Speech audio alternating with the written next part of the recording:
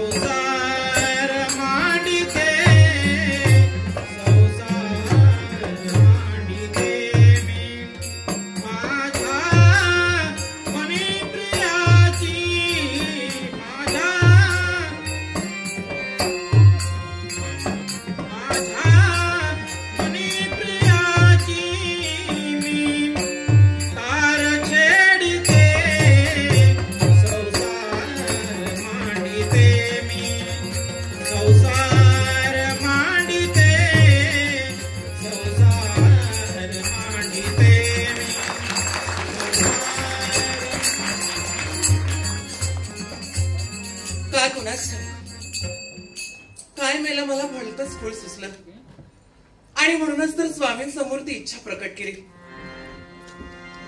काय तर म्हणे त्रैलोक्याची स्वामिनी होण्याची माझी इच्छा आणि बस ती माझी इच्छा पूर्ण करण्यासाठी माझ्या सौभाग्याचे धनी प्रत्यक्ष स्वर्ग साम्राज्यावर स्वार झालेत.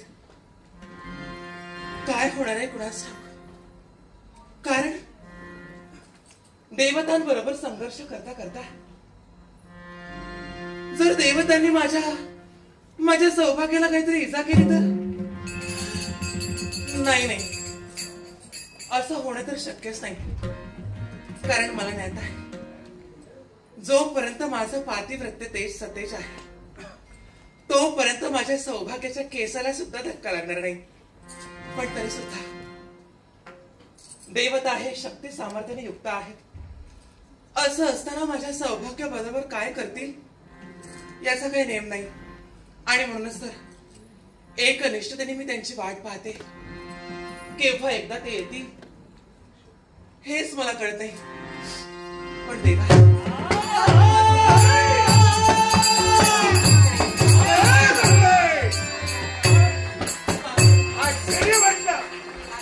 कल्याण होईल. मला एक आश्चर्य वाटतंय ग. आपलीच वाट पाताळून सम्राट कालनेमी महाराज यांची कुंती एक कन्या तू राजवैभवात वाढली. गजांत लक्ष्मीत वैभवात तू वाढलेली असो. तुझ्या स्वयंवरात देशोदेशीचे राजखेळते आले. पण असं असताना सुद्धा एक धनहीन जलधार सागर पुत्र ज्याचं वैभव म्हणजे वालुकामय प्राण होईना निश्चित मग त्यात तू माझीच निवड केली. हा विचार कसा काय केला. याला सुद्धा कारण आहे. धनाच्या श्रीमंतीपेक्षा मनाची श्रीमंती मोठी असते नाही काय. आणि तेच तुमच्या मनाची श्रीमंती आणि म्हणूनच तर माझी वरं मला तुमच्या कंठी अर्पण. म्हणूनच तुझ्या बापाला मी शब्द दिला होता तुमच्यापेक्षा चुका ठेवीन असं मी सांगत नाही. पण तिच्या नेत्रावरती केव्हाही अश्रुधारा येऊ देणार नाही एवढं तू नक्की दे. आणि तुझी इच्छा की स्वामी मला जर काही द्यायचं असेल तर त्रैलोक्याची स्वामिनी मला व्हायचंय होईना. या तुझ्या इच्छेसाठी मी स्वर्गावर स्वारी केली. काय झालं माहितीये का. देवेंद्र महाराज यांचा आणि माझा संघर्ष झाला. ऐकून ज्ञात होत की देव कपटी आहे पण खरंच निघालं. अगं दोघांच्या घनघोर संघर्षात देवेंद्रानो नागपाठानो दखड बंद केलं. मग काय झालं. नैत्रासमोर काळ माझा उभा राहिला. माझा बाप म्हणजे सागर. संकट समय माझ्या बापाला मी हात दिली ग. पण माझा बाप आला नाही. ज्याने या जलधराचं जातक कर्म केलं ते उत्पत्ती घेणार आहे. सत्यलोकीचा प्रभाव आहे. त्यांचा मी धावा केला तेही आले नाही. जण मला ज्ञान दिलं ते माझा गुरु देवर्षी नारद महामुनीनं हाक दिली तेही आले नाही. पण एक आश्चर्य घडलं. आश्चर्य माझ्या नेत्रासमोर काळ दिसत होता मूर्तिमंत मृत्यू. आणि माझ्या मनात विचार आले ग ऐन तारुण्यात जर का मी जगाच्या आड झालो तर माझी भार्या म्हणजे तू वैधव्याच्या पंक्तीला बसतील. आणि अशा या वयात हा राक्षस रूपी समाज तुला जगू देईल काय.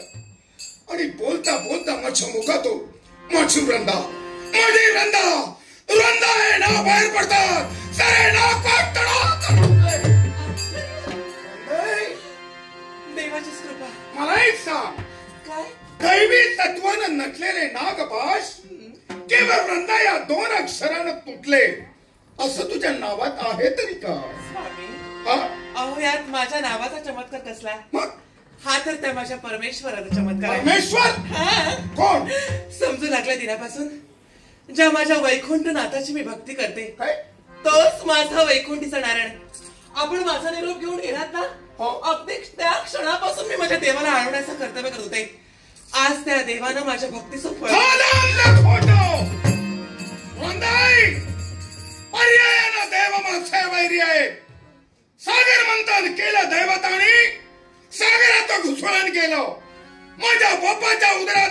जलचर प्राण्यांना त्राई भगवान केलं. आणि हे जेव्हा मला कळलं म्हणून स्वर्गावर स्वारी केली शिवाय तुझी इच्छा. मग तो देव माझा वैरी असताना त्याच्यामुळे माझे पाठ तुटतील हे मला पटत नाही. स्वामी, आणि दुर्दैवानं आपला जरी विश्वास नसला तरी सुद्धा त्या भगवंताचाच चमत्कार आहे. कदाचित तसं जर असेल तर आता ऐक. वंदे, तू माझी भारी आहे, मी तुझा नवरा आहे, तुला सुखात ठेविना माझा शब्द आहे. या क्षणापासून वैकुंठीच्या नारायणाचं भजन पूजन नामस्मरण तुला बंद करावं लागेल. कारण माझ्या भगवंताच्या नामस्मरणाशिवाय माझं जगणं सुद्धा काय. लग्न झालेल्या स्त्रीला सर्वात प्रिय कोण? आपले सौभाग्य पती म्हणजे परमेश्वर. मग काय करत त्याची आहे? पण स्वामी, असं असलं तरी सुद्धा आज त्याच्या आशीर्वादाने तुम्ही सुखरूपपणे इथपर्यंत आला. हा तर त्या माझ्या भगवंताचा चमत्कार. भक्ती बंद करणार की नाही स्वामी? भक्ती बंद करावी लागेल. नवरा आणि बायको संसाराची दोनच, संसार रूपी रथाची ही दोनच चाकं आहेत ग. एका एकमेकाच्या विचारानं वावरू लागलो तरच संसार सुखाचा होईल. विश्वास आहे माझ्यावर, कशाची कमतरता भासू देणार नाही. पण त्याची भक्ती बंद करावी लागेल. नाही स्वामी, काय माझ्या भगवंताच्या नामस्मरणाशिवाय आतापर्यंत अन्नाचा कंड, पाण्याचा थेंब सुद्धा मी कधी प्राशन केला नाही. असं असतं भक्ती बंद करणार की नाही? भक्ती बंद करणार नाही. माझ्या क्रोधाला चेतावणी देऊ नको. विचार करणार नाही नात्याचा.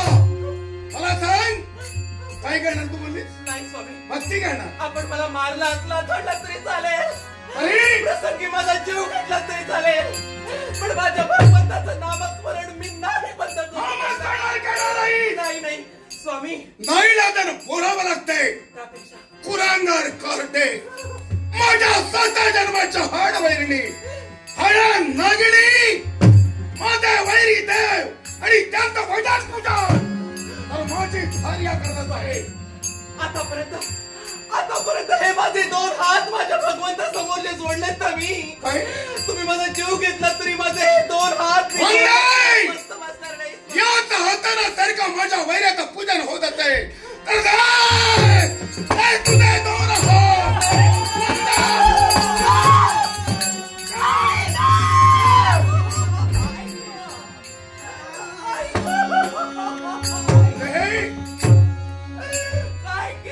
तुझे 2 हात मी तोडले, पण माझ्यातील नवरा मेला असा त्याचा अर्थ नव्हे ग. अजूनही तुझं संगोपन करेल. इच्छा आहे का देवाचं नामस्मरण बंद व्हायला हवं? काय तुम्हाला काय वाटतं? ज्या माझ्या भगवंतासमोर माझे हे 2 हात जोडते ते तोडलाच म्हणून माझी भक्ती कमी होईल? काय करणार? माझे 2 हात तोडलाच म्हणून काय झालं? हे माझे 2 पाय तर शाबूत आहेत ना. या माझ्या 2 पायांनी माझ्या चरण चालीनं माझ्या देव गाभाऱ्यात आणि मी माझ्या देवाची भक्ती जनार्दनाची भार्या आणि वैर्यापर्यंत जाण्याचा प्रयत्न करत आहे.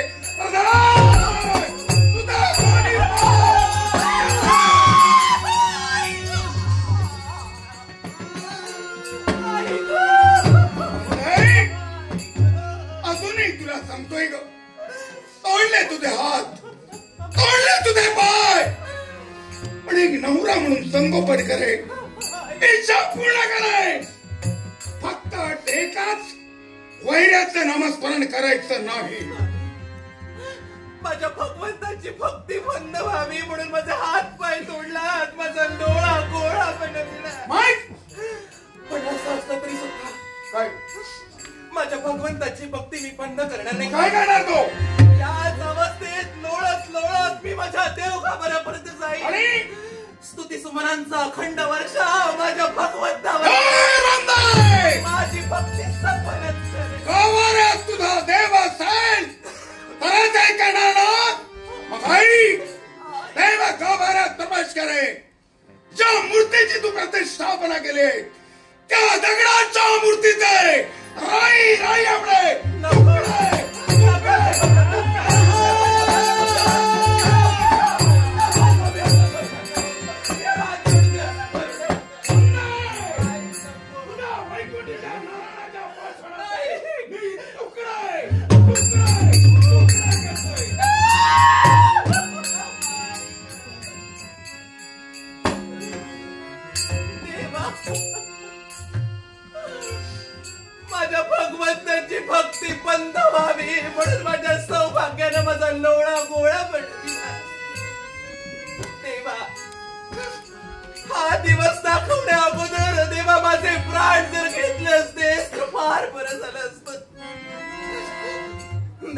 हातपाय तोडलेत म्हणून मला वाईट वाटलं नाही रे. पण लग्न करून भरल्या संसारात प्रवेश करत असताना माहेरून जी प्रतिमा तुझी देवा घेऊन आले, त्या माझ्या देवाच्या प्रतिमेचे शतशः तुकडे माझ्या सौभाग्याने गेले. देवा देवा, हेच का रे माझ्या भक्तीचं फळ दिलंस तू? हेच का रे माझ्या भक्तीचं सामर्थ्य ठेवलंस तू? कुठे आहेस देवा? देवा, झोपला असशील तर जागा हो देवा. उद्याचं मरण आज झालं तरी चालेल, पण या अंत समयी देवा गोड गळ्यानं देवा तुला आळवण्याचं कर्तव्य करते देवा. देवा धाव, माझ्या हाकेला धाव देवा, माझ्या हाकेला लागला गळा हा पाश पहा घननी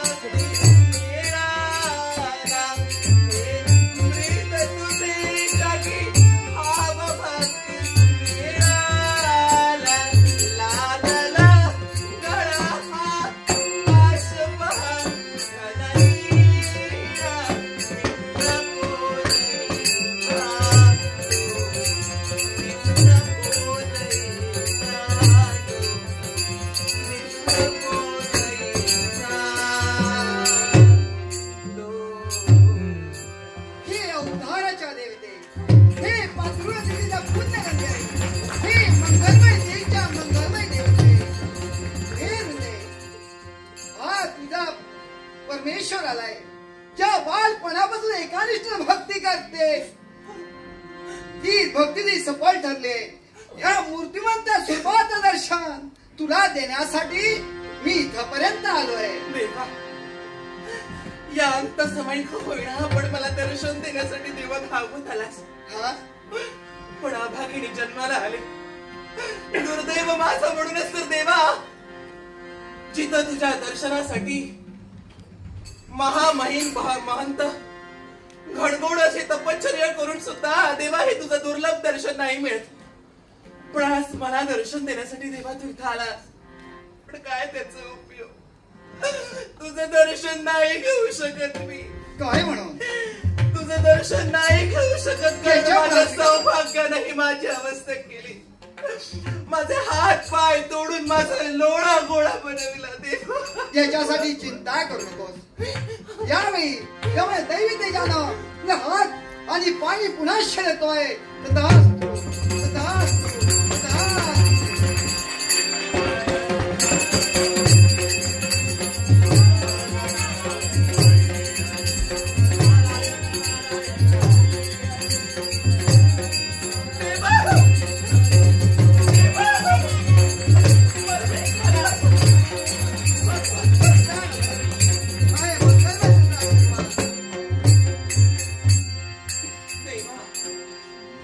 खरोखरच माझ्या जन्मोजन्मीचं पुण्य फळाला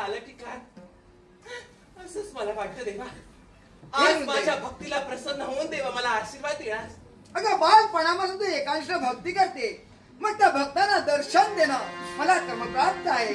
याच्यासाठी तुला स्वरूपात दर्शन देण्यासाठी शांतीधामाचा त्याग करून इथपर्यंत आलोय. पण देवा नाईलाज माझा आहे. काय म्हणून? या भक्तीची तुला एकच विनंती आहे. विनंती? अशी कोणती विनंती? माझं सौभाग्य तुला वैरी म्हणतं देवा. हा? माझ्या सौभाग्याने जर इथं तुला पाहिलं असेल तर नको नको त्या शब्दाने तुझा अपमान करेल. तो अपमान माझ्याला नाही पावणार. तेव्हा जा देवा. देवा, तुला समजतं जा तू.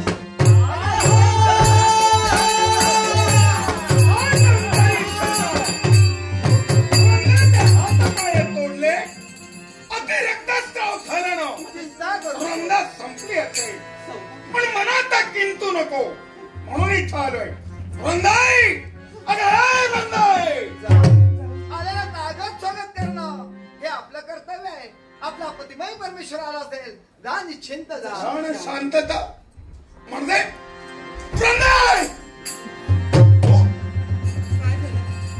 मला एक सांग, मी स्वतः तुझे हात आणि पाय तोडले, मग मूर्ती म्हणता माझ्या समोर आता जीवरंगा उभी आहे.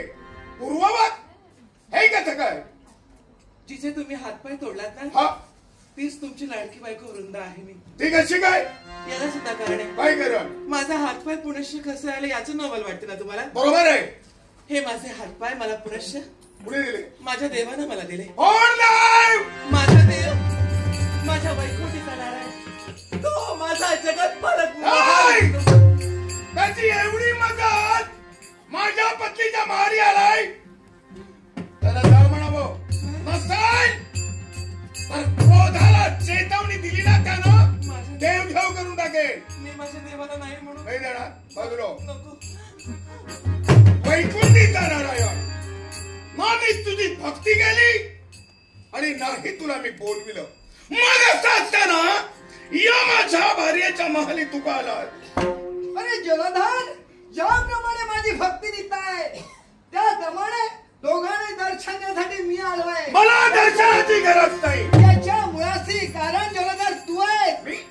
हा. तो कसा? अरे देवाच्या देव गाभाऱ्यात तुझ्या धर्मपत्नीनं माझी प्रतिमा पूजेला लावली, मग आणि त्या प्रतिमाचे तू अक्षरशः तुकडे तुकडे केले. मान्य आहे. त्याचे तुकडा वैकुंठापर्यंत आला. काय? म्हणून शांती धामाचा त्याग केला. साठी इथपर्यंत मी आलोय दोघांना दर्शन देण्यासाठी. मग आई, या जर नारायणाचा पारायण होऊ नये इच्छा असेल तर इथून चालतो. गेला नाही तुला घालवावं लागेल. इथं शांती धामाचा त्याग करून इथपर्यंत आलोय, तो जाण्यासाठी नव्हे त्याच्यासाठी. हे रुंदे, इथं काय घडेल हे तू प्रत्यक्षाने नेत्राने पाहून याच्यासाठी जा. स्वस्ताने जा, चिंता करू नको. जा.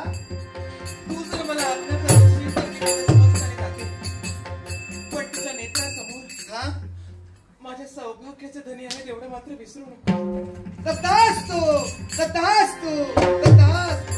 चिंता करू नको. तू जाणार नाही. हे जलधर, अरे विनाशकालीन विपरीत बुद्धी जसा विनाशकाळ माणसाला सेवावाला तशी माणसाला विपरीत बुद्धी सुद्धा जाते.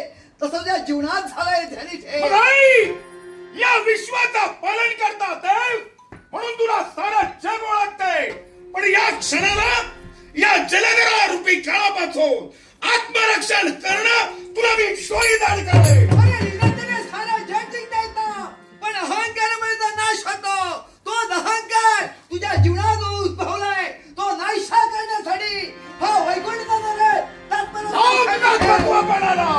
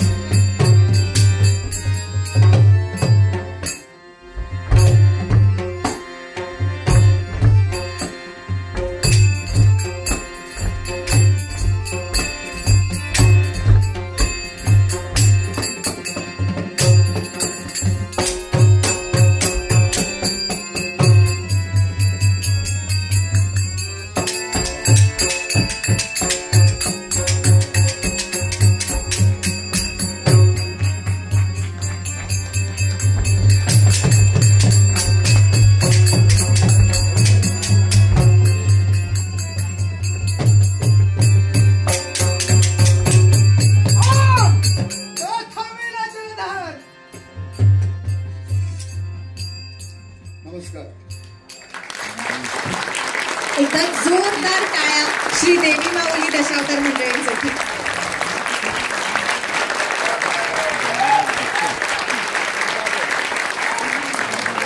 मला सांगायला अत्यंत आनंद होतोय की ही सगळी मंडळी तुम्हाला आमच्या चित्रपटात पण दिसणार आहेत. आणि अगदी जेव्हापासून सुबोधच्या